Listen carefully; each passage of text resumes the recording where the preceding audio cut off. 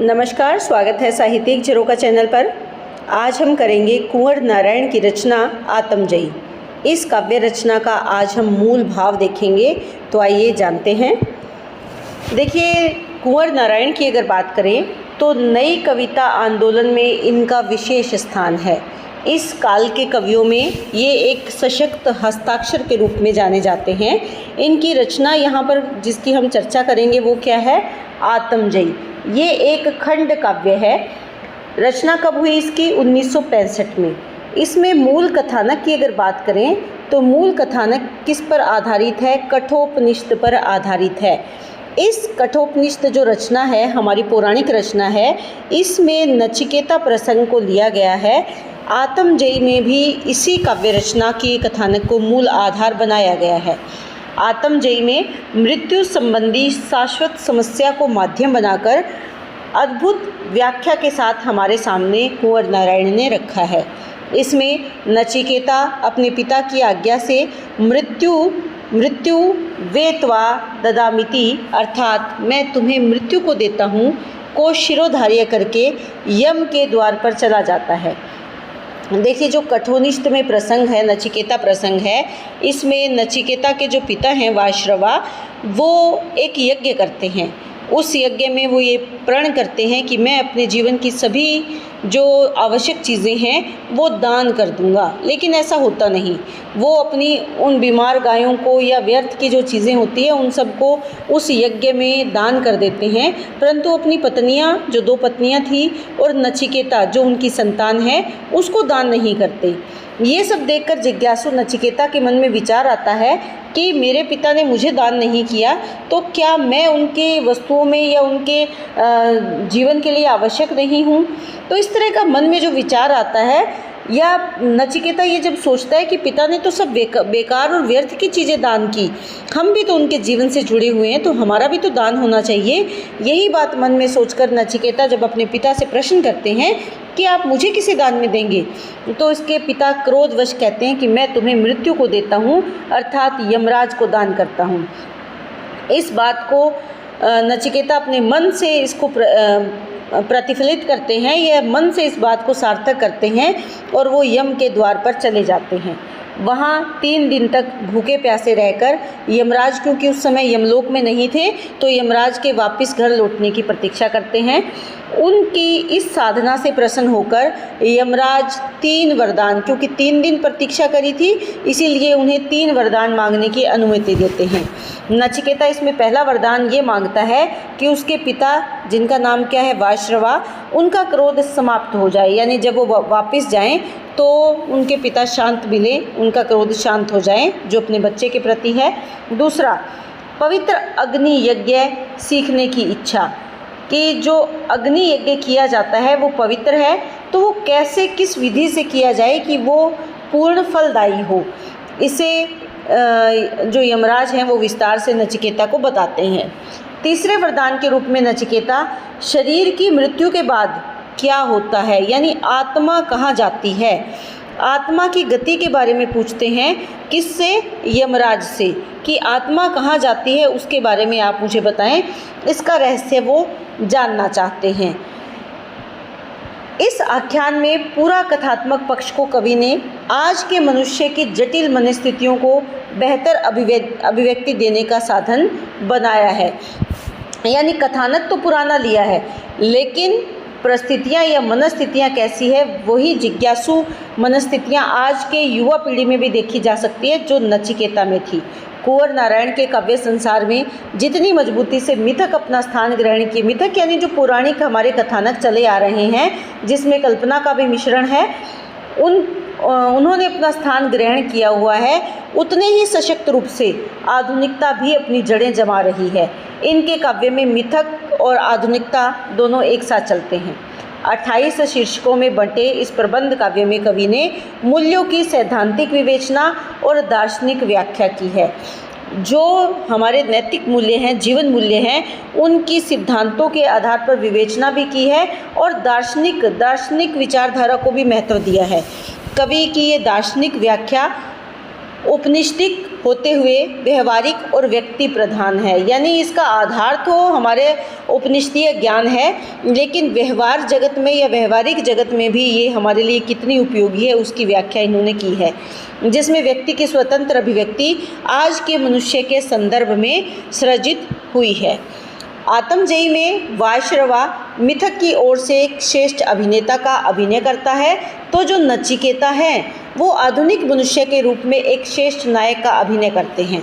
इसके संबंध में कवि आत्मजयी की भूमिका में अपने विचारों की अभिव्यक्ति करते हुए कहते हैं कि आत्मजयी में उठाई गई समस्या मुख्यतः एक विचारशील व्यक्ति की समस्या है। तत्कालीन आवश्यकताओं की पूर्ति भर ही उसके लिए पर्याप्त नहीं है, यानी उसके जीवन की आवश्यकताएं पूरी हो जाए ये उसके लिए पूर्ण नहीं है। वो अपने भीतर जो जिज्ञासा का भाव है, जो जानने की इच्छा है, जिसके लिए केवल सुखी जीना ही काफ़ी नहीं, सार्थक जीवन जीना ज़रूरी है, यानी जीवन की सार्थकता होना आवश्यक है।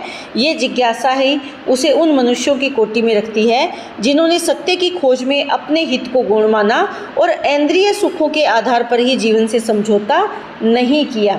केवल अपनी इंद्रियों को सुख देने के लिए उसने जीवन को स्वीकार नहीं किया, बल्कि उस चरम लक्ष्य के लिए, चरम लक्ष्य क्या है? मोक्ष की प्राप्ति, आत्मज्ञान की प्राप्ति, उसकी प्राप्ति के लिए अपना जीवन समर्पित कर दिया और उन्हें पाने के योग्य लगा। जो उन्हें पाने के योग्य यानी आत्मज्ञान प्राप्ति के लिए जो उन्हें आवश्यक लगा, उसके लिए अपना जीवन समर्पित कर दिया। नचिकेता भी बिल्कुल उसी तरह का पात्र है जो बिना डर के, बिना भय के यमलोक या मृत्युलोक से गमन करता है। कहाँ पर? यमलोक तक, जहाँ पर वो यमराज जो मृत्यु के देव हैं उनसे डरता नहीं बल्कि उनसे प्रश्न करता है, उनका इंतज़ार करता है और अपनी जिज्ञासा को शांत करने के लिए उन्हें प्रेरित करता है। कविता में देखें तो वैचारिक मतभेद वर्तमान मनुष्य का मतभेद है। मिथक से आधुनिकता की ओर अग्रसर होने वाला जो मानव है उसका विवादित बयान है। आधुनिकता मनुष्य के मन को खोलती है, यानी मनुष्य को ज्ञान प्रदान होता है। किससे? जब हम आधुनिकता की ओर जाते हैं। आधुनिकता मनुष्य की तर्क शक्ति को मजबूत करता है। यही कारण है कि आत्मजयी का जो नचिकेता है अपने पिता वायश्रवा से प्रश्न करने में बिल्कुल भयभीत नहीं होता।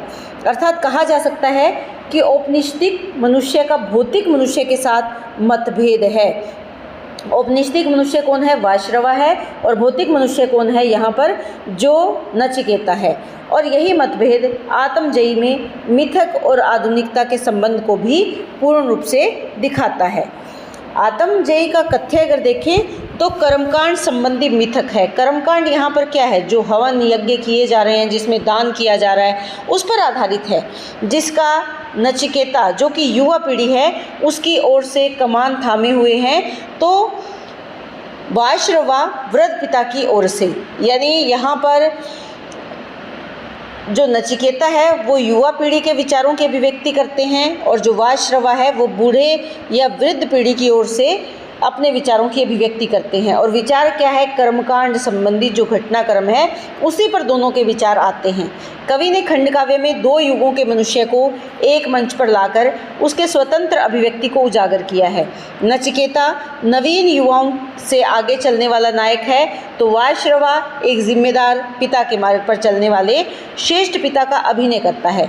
दोनों के बीच अंतर क्या है? केवल इतना कि एक तो बाहरी आडंबर से ग्रस्त है और दूसरा बाहरी आडंबर के बिल्कुल विपरीत है। जो वायश्रवा है वो बाहरी आडंबर से ग्रस्त है, लेकिन जो नचिकेता है वो उनका विरोध करता है, उसके विपरीत है।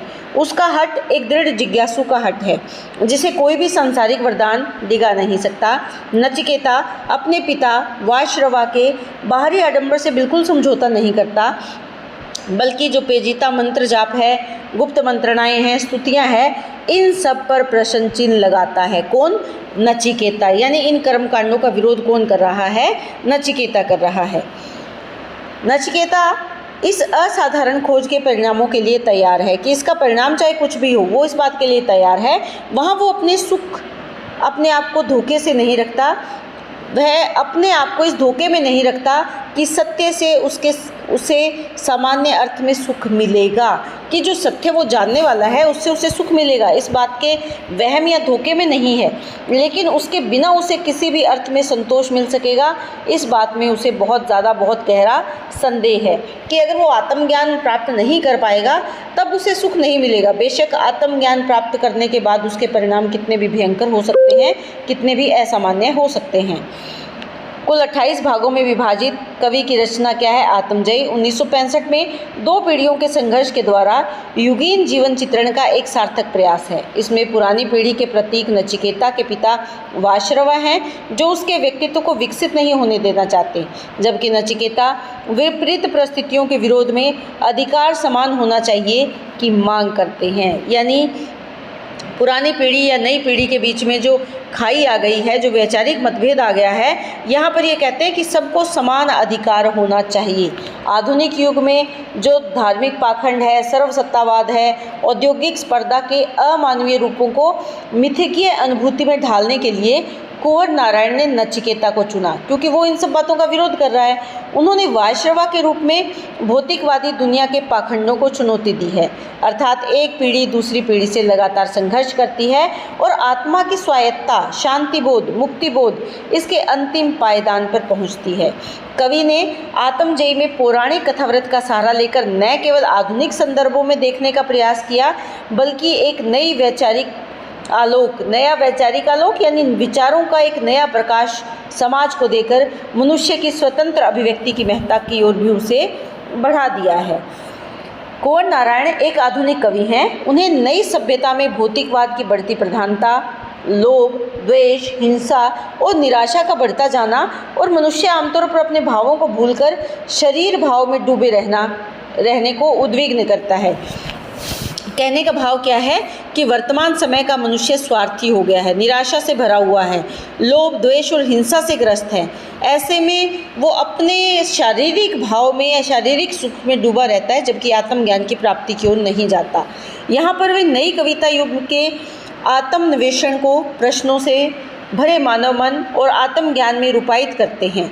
आत्मन्वेषण का मतलब होता है स्वयं को खोजना, स्वयं को ढूंढना। इस बात की ओर युवा पीढ़ी को अग्रसर करते हैं। वे विरोधाभास से दिखने वाले लौकिक अध्यात्म को चुनते हैं। कुंवर नारायण मानवीय मूल्यों की तलाश में रहने वाले कवि हैं। एक ओर तो उन्होंने कविता में आधुनिक भावबोध को शामिल किया है, तो दूसरी ओर तर्क, विचार और चिंतन की प्रधानता होने से उसमें कौन सा बोध आ गया है? वैज्ञानिक बोध का समावेश भी हो गया है।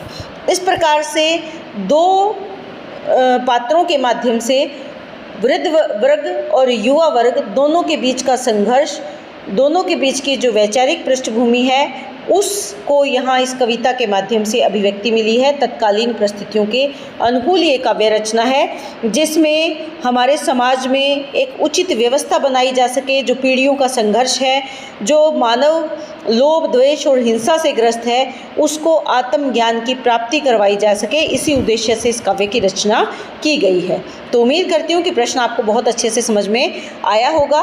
बहुत बहुत धन्यवाद। इसी तरह चैनल से जुड़े रहें, लाइक करें, शेयर करें, सब्सक्राइब करें।